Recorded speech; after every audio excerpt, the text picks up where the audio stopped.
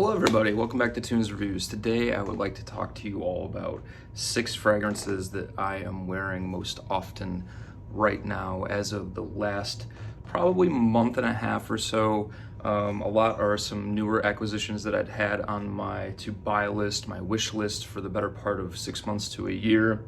And these are ones that just kind of have been making me feel uplifted and joyous and happy and at home and cozy with the astronomical New York dreary that comes along with the winter months. Now, one of these is definitely not season specific. It's more of like an everyday, every use Swiss Army knife, and the rest are definitely more geared toward the winter, fall, colder months. And so let's kick it off with number 6. Number 6 is Prada's Carbon, okay?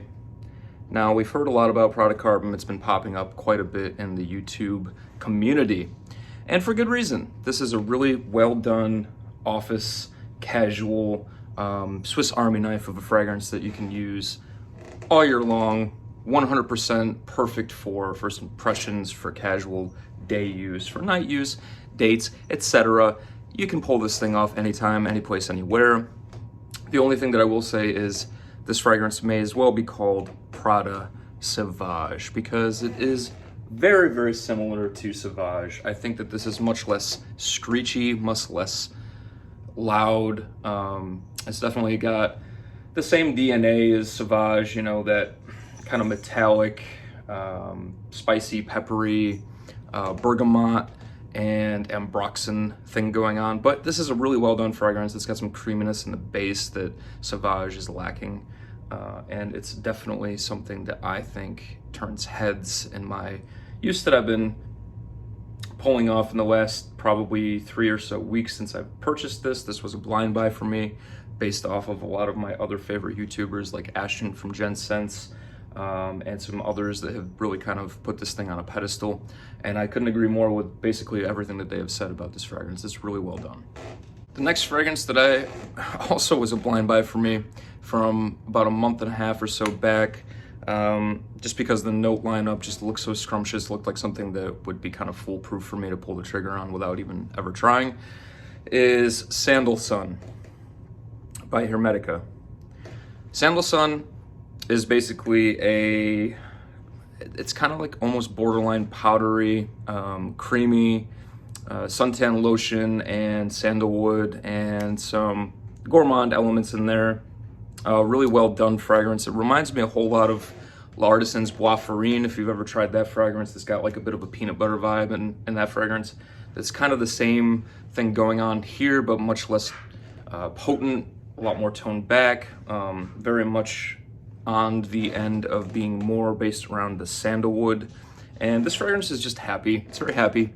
Something that I think a lot of people can pull off, a lot of people will enjoy. I do feel like this is geared more toward the winter months, the cold months. However, I think that this will be a wonderful fragrance to pull off in the spring, even when it verges towards the 7-degree type weather. It's not overly in your face, it's not overly pungent, it's not overly gourmand. It's more like a bitter gourmand or a cool gourmand. There's definitely like a chili effect that is in this fragrance, and I don't mean chili in the sense of peppers, I mean chili is in the sense of like there's something cold and refreshing going on. And it's just well done. It's very well done. I definitely recommend checking this out. It's definitely in the realm of being a more affordable niche fragrance, and it's just very, very upper scale in quality. So if the quality isn't being compromised because of the price tag, then I'm always a huge proponent of supporting the niche category. As you guys know, my channel is definitely geared more towards niche fragrances or indie fragrances, but this is definitely an affordable one. I think this was about $90 American picking this up. And it's just so well blended and so well done. I highly recommend checking out a pseudo gourmand fragrance if that's something that you're interested in.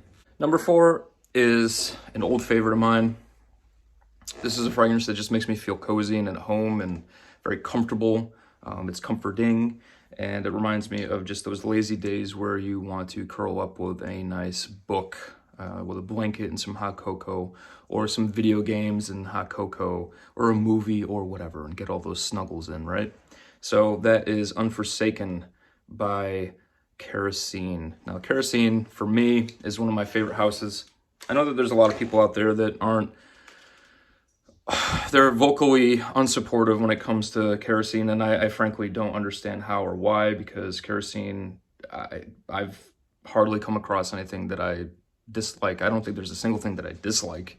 There's definitely things that I like, but there's probably, you know, more so than others, but there's probably like, I don't know, 6 to 8 fragrances that I own by Kerosene. You know what I mean? So that says something, right? So Unforsaken is just a wonderful coconutty, orange blossom, creamy tonka bean, and it's just very, very cozy. It's like a kind of a dusty accord in there as well, which reminds me of like a dusted over library with some library books, leather-bound books, and that one's just so cozy, so special to me. Very, very, very good. Number 3 is a newer acquisition. I actually got this for Christmas. I love this fragrance. It's so well done. It is my favorite from the house by far, hands down, bar none. This is Memoirs of a Trespasser. Yes, by Imaginary Authors. And this is just such a well done, smoky, incensey vanilla. So well done.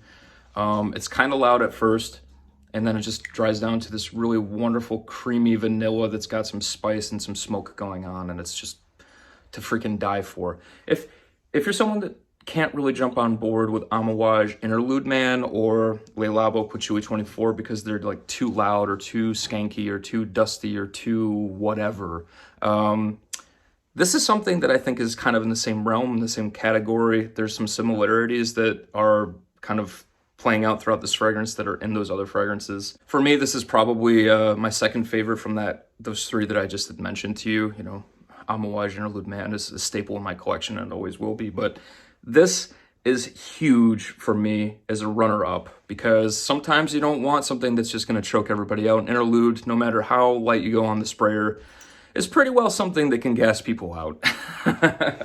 So if you want something that's similar, that's a little bit more tame, a little bit more likable, a little bit more sweetness in it, then definitely give Memoirs of a Trespasser a check, and check out Imaginary Authors. It's a wonderful little niche house.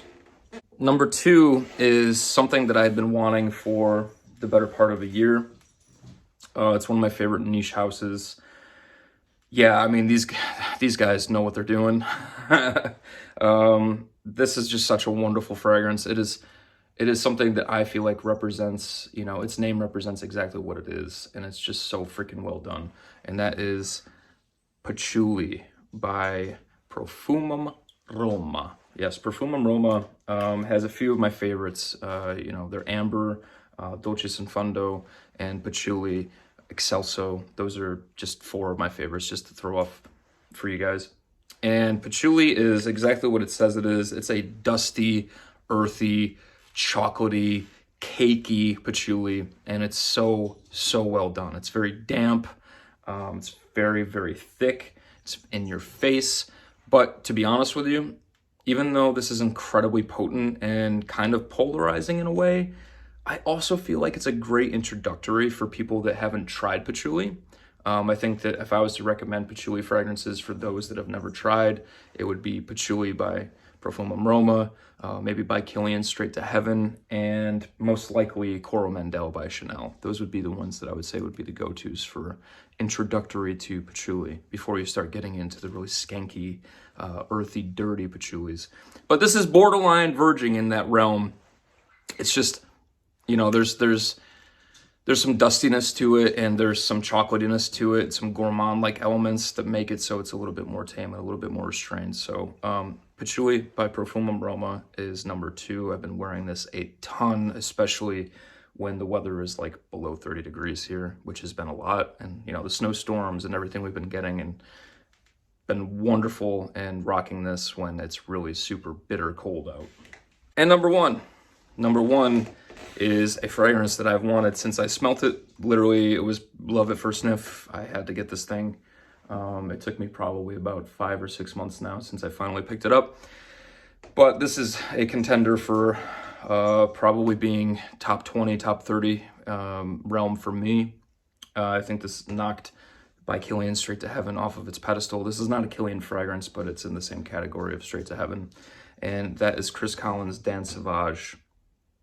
Dan Sauvage is absolutely wonderful. It's, you know, got that rum accord. It's got some spices, some nutmeg, some cinnamon, patchouli.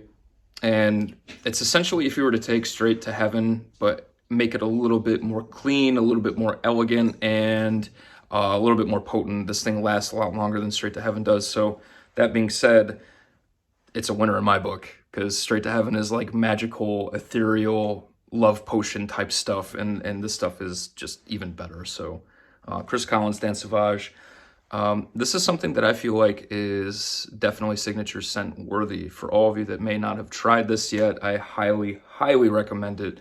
It is my #1 fragrance that I've been kind of grabbing for. I've only owned this for about 2 weeks now, but I've been wearing it literally like 3 days a week for the last couple weeks. So yeah, this stuff is magnificent. Good gracious. I have to do reviews on the majority of these. So coming up pretty soon, in the coming month or so, you will see a lot more activity from me.